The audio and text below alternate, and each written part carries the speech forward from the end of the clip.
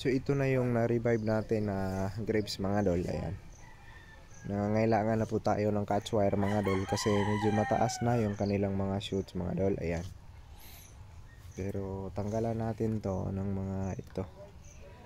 Tingnan natin to, kailangan itong mga ito mga dol. Tanggalin natin to mga dol. Ayan. So medyo yabong na. Ayan. Ayan.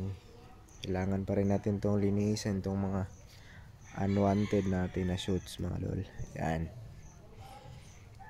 So may dalawa, pili lang tayo ng isa. Ayan.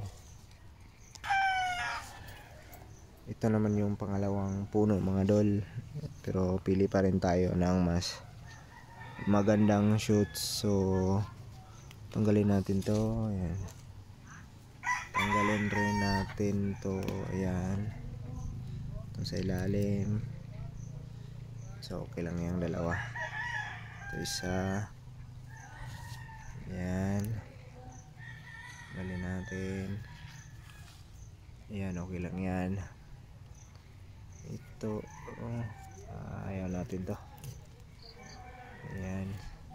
So ganun na yung mga na-revive natin. So may catch wire na yan.